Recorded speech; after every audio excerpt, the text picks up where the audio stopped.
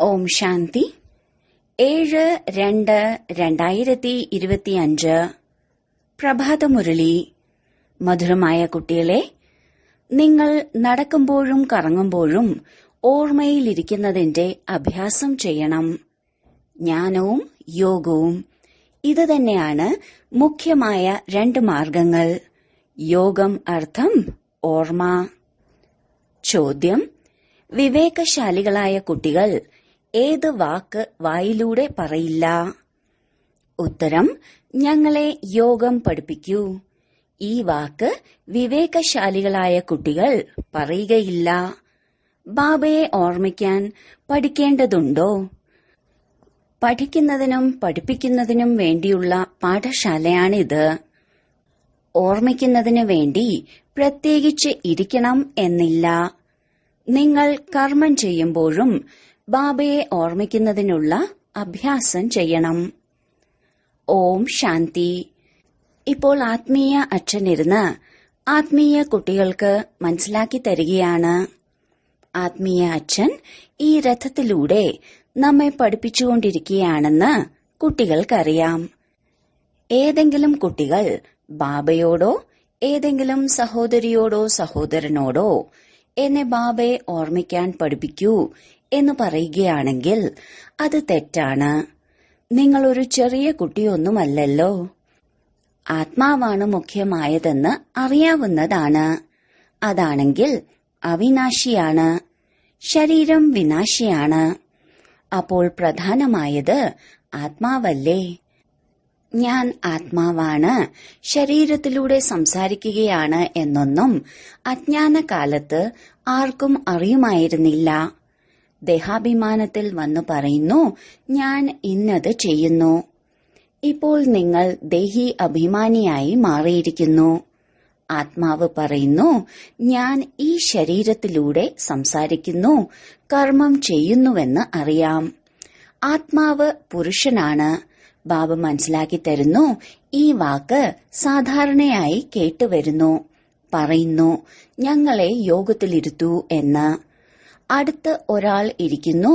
ഈ ചിന്തയോടുകൂടി നമ്മളും ബാബയെ ഓർമ്മിക്കാൻ ഇരിക്കും. അവരും ഇരിക്കും. ഇതിനൊന്നും വേണ്ടിയല്ല പാഠശാല. പഠനത്തിന് വേണ്ടിയാണ് പാഠശാല. ഇവിടെ ഇരുന്നു കൊണ്ട് മാത്രം നിങ്ങൾ ഓർമ്മിക്കുക, ഇങ്ങനെയല്ല. ബാബയാണെങ്കിൽ മനസ്സിലാക്കി തരികയാണ്. നടക്കുമ്പോഴും കറങ്ങുമ്പോഴും എഴുന്നേൽക്കുമ്പോഴും നിൽക്കുമ്പോഴും ബാബയെ ഓർമ്മിക്കൂ. ഇതിനു വേണ്ടി പ്രത്യേകം ഇരിക്കേണ്ട ആവശ്യം പോലുമില്ല. ചിലർ പറയാറുണ്ട്, രാമ രാമ എന്ന് പറയൂ. എന്താ രാമ രാമ എന്ന് പറയാതെ ഓർമ്മിക്കുവാൻ സാധിക്കുകയില്ലേ? നടക്കുമ്പോഴും കറങ്ങുമ്പോഴും ഓർമ്മിക്കുവാൻ സാധിക്കുന്നു. നിങ്ങൾക്കാണെങ്കിൽ കർമ്മം ചെയ്തും ബാബയെ ഓർമ്മിക്കണം. ഏതെങ്കിലും പ്രിയതമനും പ്രിയതമയും പ്രത്യേകം ഇരുന്ന് പരസ്പരം ഓർമ്മിക്കാറില്ലല്ലോ.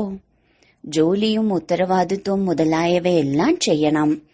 എല്ലാം ചെയ്തുകൊണ്ടും തന്റെ പ്രിയതമനെ ഓർമ്മിച്ചുകൊണ്ടിരിക്കൂ. ഓർമ്മിക്കുന്നതിനു വേണ്ടി പ്രത്യേകം പോയി ഇരിക്കണം എന്നൊന്നുമില്ല. നിങ്ങൾ കുട്ടികൾ ഗീതം അഥവാ കവിതകൾ മുതലായവ കേൾപ്പിക്കുന്നു. അതിനാൽ ബാബ പറയുകയാണ്, ഇതെല്ലാം ഭക്തിമാർഗത്തിലുള്ളതാണ്. ശാന്തി ദേവ എന്ന് പറയാറുണ്ടല്ലോ. അപ്പോൾ പരമാത്മാവിനെ തന്നെയാണ് ഓർമ്മിക്കേണ്ടത്, കൃഷ്ണനെ അല്ല. ഡ്രാമയനുസരിച്ച് ആത്മാവ് അശാന്തമാകുമ്പോൾ ബാബയെ വിളിക്കുന്നു. എന്തുകൊണ്ടെന്നാൽ ശാന്തി, സുഖം, ജ്ഞാനത്തിന്റെ സാഗരമാണ് ബാബ. ജ്ഞാനവും യോഗവുമാണ് മുഖ്യ 2 മാർഗങ്ങൾ. യോഗം അർത്ഥം ഓർമ്മ. അവരുടെ ഹഠയോഗം തികച്ചും വ്യത്യസ്തമാണ്. നിങ്ങളുടേത് രാജയോഗമാണ്. കേവലം ബാബയെ ഓർമ്മിക്കണം.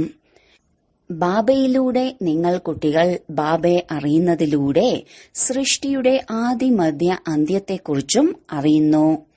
എങ്ങനെയാണോ ആത്മാവ് സ്റ്റാർ, അതുപോലെ ഭഗവാനും സ്റ്റാറാണെന്ന് ഒരിക്കലും അറിയുമായിരുന്നില്ല.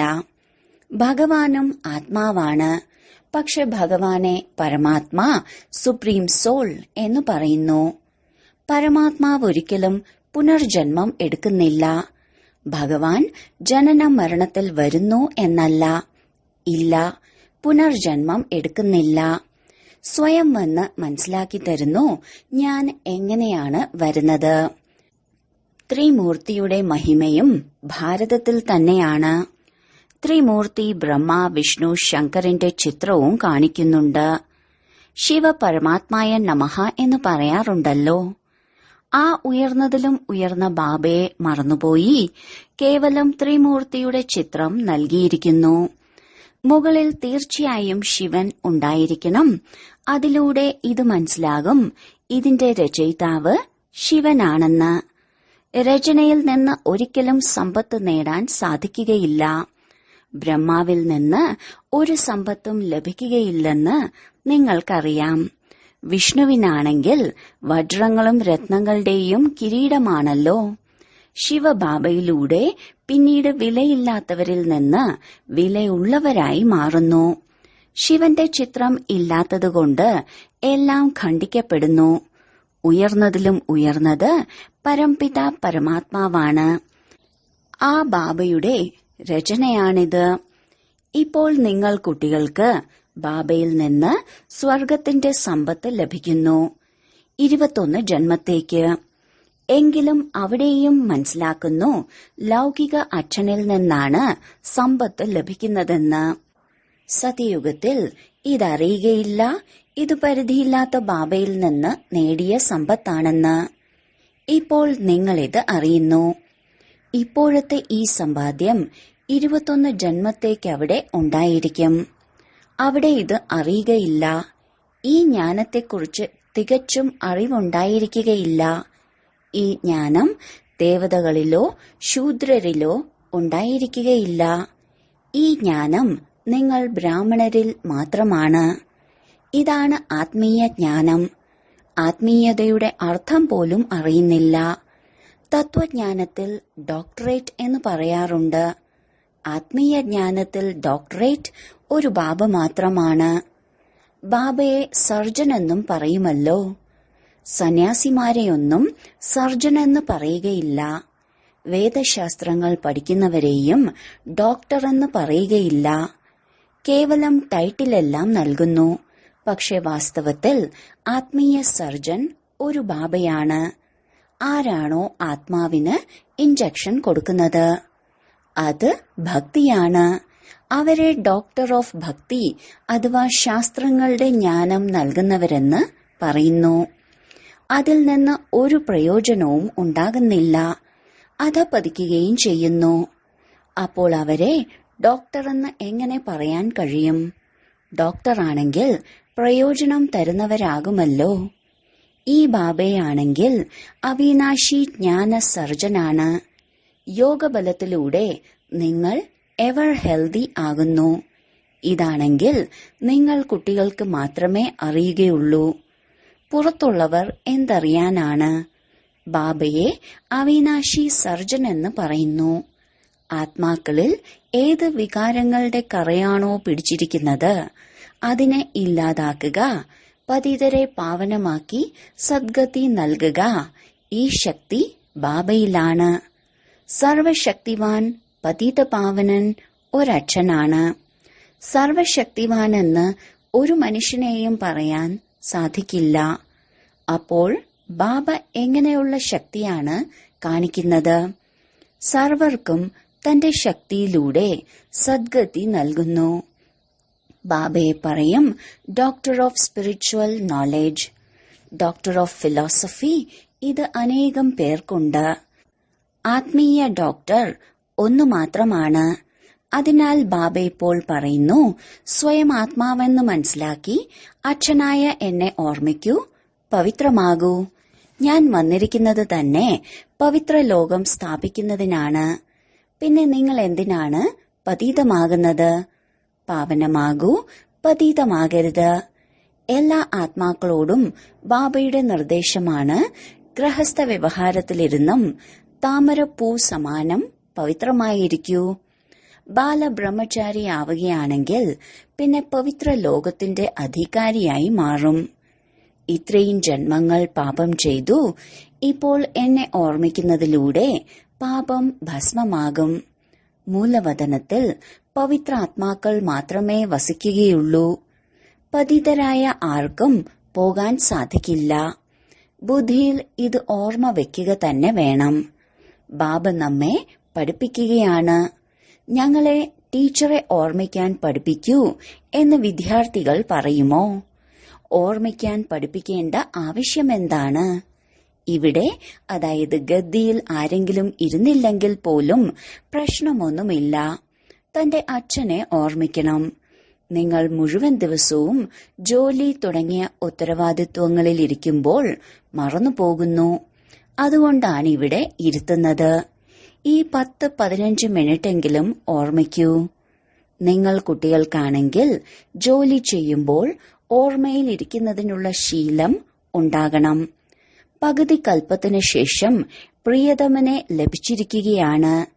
ഇപ്പോൾ പറയുകയാണ്, എന്നെ ഓർമ്മിക്കുകയാണെങ്കിൽ നിങ്ങളുടെ ആത്മാവിലുള്ള കറ ഇല്ലാതാകുകയും നിങ്ങൾ വിശ്വാധികാരി ആവുകയും ചെയ്യും. അപ്പോൾ എന്തിന് ഓർമ്മിക്കാതിരിക്കണം? സ്ത്രീക്ക് എപ്പോൾ വിവാഹം കഴിയുന്നുവോ അപ്പോൾ പതി നിങ്ങളുടെ ഗുരുവും ഈശ്വരനും എല്ലാമാണെന്ന് പറയുന്നു. പക്ഷെ അവരാണെങ്കിൽ മിത്ര, സംബന്ധി, ഗുരു മുതലായ അനേകരെ ഓർമ്മിക്കുന്നു. അതപ്പോൾ ദേഹധാരിയുടെ ഓർമ്മയായി. ബാബയാണെങ്കിൽ പതിമാരുടെയും പതിയാണ്. ബാബയെ ഓർമ്മിക്കണം. ചിലർ പറയുന്നു, ഞങ്ങളെ ധ്യാനത്തിലിരുത്തൂ. പക്ഷെ ഇതിലൂടെ എന്ത് കിട്ടാനാണ്? 10 മിനിറ്റ് ഇവിടെ ഇരിക്കുകയാണെങ്കിൽ പോലും ഇങ്ങനെ കരുതരുത്, എല്ലാവരും ഏകരസമായി ആണ് ഇരിക്കുന്നതെന്ന്.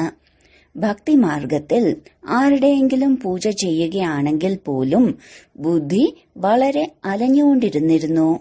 രാവും പകലും ഭക്തി ചെയ്യുന്നവർക്ക് ഞങ്ങൾക്ക് സാക്ഷാത്കാരമുണ്ടായി എന്ന ലഹരി തന്നെയാണ് ഉണ്ടായിക്കൊണ്ടിരുന്നത്. അവർ പ്രതീക്ഷ വെച്ചുകൊണ്ടാണ് ഇരിക്കുന്നത്. ഒന്നിന്റെ മാത്രം ലഹരിയിൽ ലവ്ലീനമായിരിക്കുന്നു. അപ്പോഴാണ് സാക്ഷാത്കാരം ഉണ്ടാകുന്നത്. അതിനെയാണ് പറയുന്നത് തീവ്ര ഭക്തി. ആ ഭക്തി ഇങ്ങനെയുള്ളതാണ്. എങ്ങനെയാണോ പ്രിയതമനും പ്രിയതമയും കഴിക്കുമ്പോഴും കുടിക്കുമ്പോഴും ബുദ്ധിയിൽ ഓർമ്മിച്ചുകൊണ്ടിരിക്കുന്നു. അതിൽ വികാരത്തിന്റെ കാര്യം ഉണ്ടാകുന്നില്ല. ശരീരത്തിനോട് സ്നേഹമുണ്ടാകുന്നു. പരസ്പരം കാണാതിരിക്കുവാൻ സാധിക്കില്ല. ഇപ്പോൾ നിങ്ങൾ കുട്ടികൾക്ക് ബാബ മനസ്സിലാക്കി തരികയാണ്, എന്നെ ഓർമ്മിക്കുന്നതിലൂടെ നിങ്ങളുടെ വികർമ്മം വിനാശമാകും. നിങ്ങൾ എങ്ങനെയാണ് 84 ജന്മം എടുക്കുന്നത്? ബീജത്തെ ഓർമ്മിക്കുന്നതിലൂടെ മുഴുവൻ വൃക്ഷവും ഓർമ്മ വരുന്നു. ഇത് വെറൈറ്റി ധർമ്മങ്ങളുടെ വൃക്ഷമാണല്ലോ.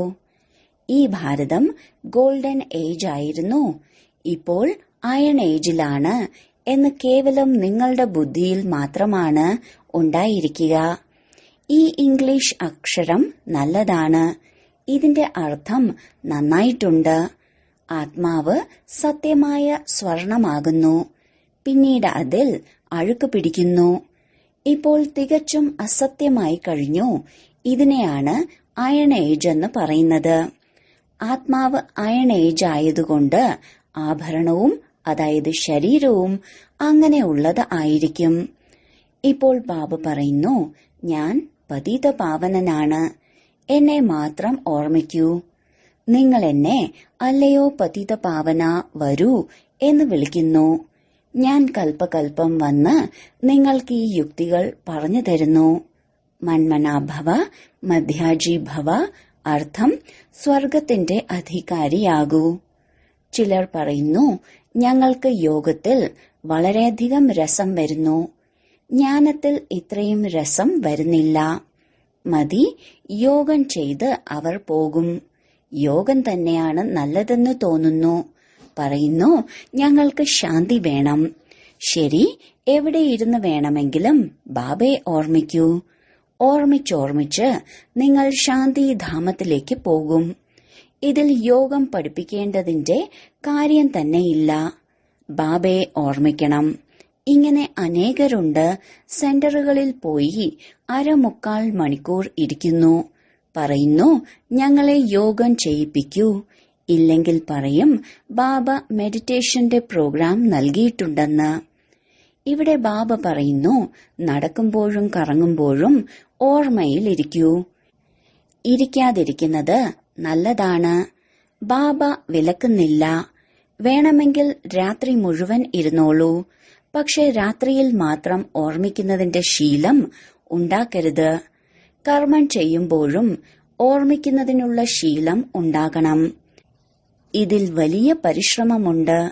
ബുദ്ധി ഇടയ്ക്കിടയ്ക്ക് മറ്റുള്ളവരുടെ നേരെ അലയാൻ പോകുന്നു. ഭക്തിമാർഗത്തിലും ബുദ്ധി അലയുന്നു. പിന്നീട് സ്വയം നുള്ളി നോവിക്കും. സത്യമായ ഭക്തരെക്കുറിച്ചാണ് പറയുന്നത്. അതിനാൽ ഇവിടെയും സ്വയത്തിനോട് ഇങ്ങനെയുള്ള കാര്യങ്ങൾ സംസാരിക്കണം. ബാബയെ എന്തുകൊണ്ട് ഓർമ്മിച്ചില്ല? ഓർമ്മിക്കുന്നില്ല എങ്കിൽ വിശ്വത്തിന്റെ അധികാരിയായി മാറുന്നത് എങ്ങനെയാണ്?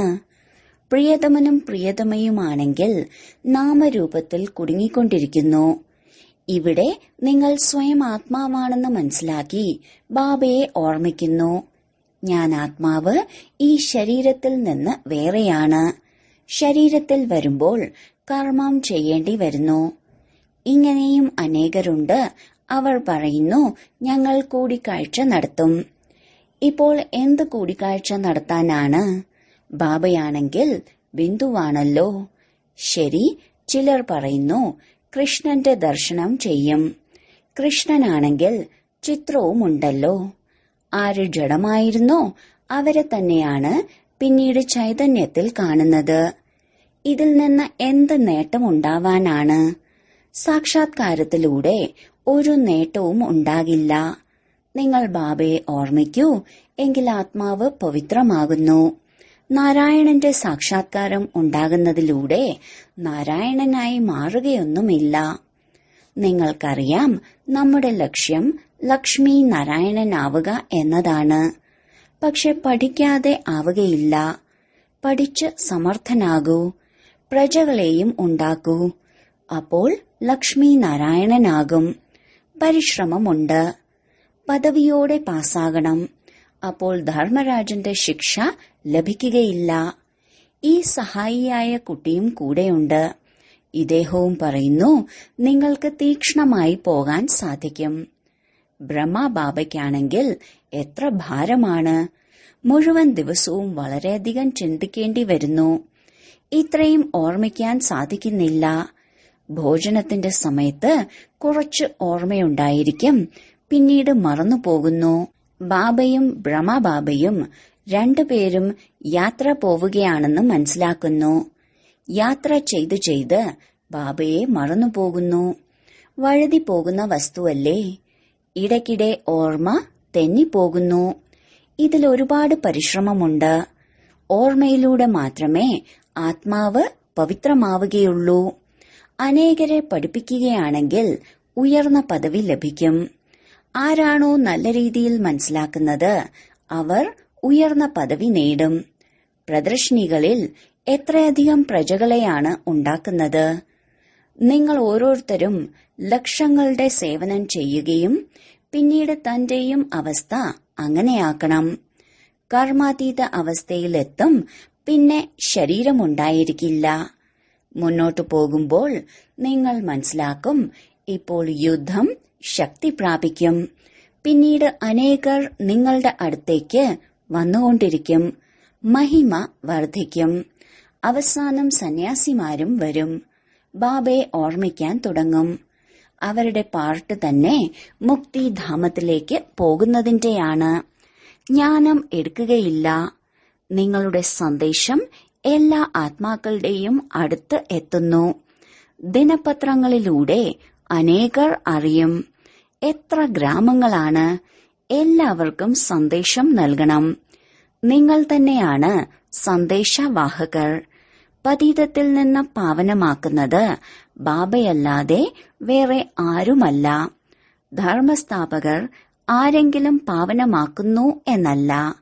അവരുടെ ധർമ്മം വൃദ്ധി നേടണം. അവരെങ്ങനെ തിരിച്ചു പോകുന്നതിനുള്ള വഴി പറഞ്ഞുകൊടുക്കും. സർവർക്കും സദ്ഗതി നൽകുന്നത് ഒരാളാണ്. നിങ്ങൾ കുട്ടികൾക്ക് തീർച്ചയായും പവിത്രമായി മാറണം. പവിത്രമായി ഇരിക്കാത്തവർ ഒരുപാട് പേരുണ്ട്. കാമം മഹാശത്രുവാണല്ലോ. നല്ല നല്ല കുട്ടികൾ വീണുപോകുന്നു. കുദൃഷ്ടിയും കാമത്തിന്റെ അംശമാണ്. ഇത് വലിയ അസുരനാണ്. ബാബ പറയുന്നു, ഇതിൽ വിജയം നേടുകയാണെങ്കിൽ ലോകത്തെ ജയിച്ചവരായി മാറും. ശരി, വളരെ കാലത്തെ വേർപാടിന് ശേഷം തിരിച്ചു കിട്ടിയ മധുരമധുരമായ കുട്ടികളെ പ്രതി മാതാവും പിതാവുമായ ബാപ്ദാദയുടെ സ്നേഹസ്മരണയും പുലർക്കാല വന്ദനവും. ആത്മീയ അച്ഛന്റെ ആത്മീയ കുട്ടികൾക്ക് നമസ്കാരം. ധാരണയ്ക്കുള്ള മുഖ്യസാരം: 1. കർമ്മം ചെയ്യുമ്പോഴും ഓർമ്മയിലിരിക്കുന്നതിന്റെ ശീലം കൊണ്ടുവരണം. ബാബയുടെ കൂടെ പോകുന്നതിനും പാവന ലോകത്തിന്റെ അധികാരി ആകുന്നതിനും വേണ്ടി തീർച്ചയായും പവിത്രമായി മാറണം. 2. ഉയർന്ന പദവി നേടുന്നതിന് വേണ്ടി അനേകരുടെ സേവനം ചെയ്യണം. അനേകരെ പഠിപ്പിക്കണം. സന്ദേശവാഹകരായി മാറി ഈ സന്ദേശം എല്ലാവരിലും എത്തിക്കണം. വരദാനം: സ്നേഹത്തിന്റെ മടിത്തട്ടിൽ ആന്തരിക സുഖത്തിന്റെയും സർവശക്തികളുടെയും അനുഭവം ചെയ്യുന്ന യഥാർത്ഥ പുരുഷാർത്ഥിയായി ഭവിക്കട്ടെ. ആരാണോ യഥാർത്ഥ പുരുഷാർത്ഥി, അവർ ഒരിക്കലും ബുദ്ധിമുട്ട് അഥവാ ക്ഷീണത്തിന്റെ അനുഭവം ചെയ്യില്ല. സദാ പ്രേമത്തിൽ ലയിച്ചിരിക്കും. അവർ സങ്കല്പം കൊണ്ട് പോലും സമർപ്പണമായത് കാരണം അനുഭവം ചെയ്യുന്നു. അതായത് ഞങ്ങളെ ബാപ്ദാദ നടത്തിച്ചുകൊണ്ടിരിക്കുകയാണ്. പ്രയത്നത്തിന്റെ കാൽ കൊണ്ടല്ല, മറിച്ച് സ്നേഹത്തിന്റെ മടിത്തട്ടിൽ പോയിക്കൊണ്ടിരിക്കുകയാണ്. സ്നേഹത്തിന്റെ മടിത്തട്ടിൽ സർവപ്രാപ്തികളുടെയും അനുഭൂതിയുള്ളത് കാരണം അവർ നടക്കുകയല്ല, മറിച്ച് സദാ സന്തോഷത്തിൽ, ആന്തരിക സുഖത്തിൽ, സർവശക്തികളുടെ അനുഭവത്തിൽ പറന്നുകൊണ്ടിരിക്കുകയാണ്. സ്ലോഗൻ: നിശ്ചയമാകുന്ന ഫൗണ്ടേഷൻ ഉറപ്പുള്ളതാണെങ്കിൽ ശ്രേഷ്ഠ ജീവിതത്തിന്റെ അനുഭവം സ്വതവേ ഉണ്ടാകും. അവ്യക്ത സൂചന: ഏകാന്തപ്രിയരാകൂ. ഏകതയും ഏകാഗ്രതയും സ്വായത്തമാക്കൂ. നാനാത്വത്തിൽ ഏകത്വം ഉണ്ടെങ്കിൽ പ്രായോഗികത്തിൽ അനേക ദേശം, അനേക ഭാഷകൾ, അനേക രൂപവും നിറങ്ങളുമാണെങ്കിലും അനേകതയിൽ പോലും എല്ലാവരുടെയും ഹൃദയത്തിൽ ഏകത്വമുണ്ടല്ലോ. എന്തുകൊണ്ടെന്നാൽ ഹൃദയത്തിൽ ഒരു ബാബയാണ്. ഒരു ശ്രീമത്തനുസരിച്ച് നടക്കുന്നവരാണ്. അനേക ഭാഷകളായിട്ടും മനസ്സിന്റെ ഗീതം, മനസ്സിന്റെ ഭാഷ ഒന്നാണ്. ഓം ശാന്തി.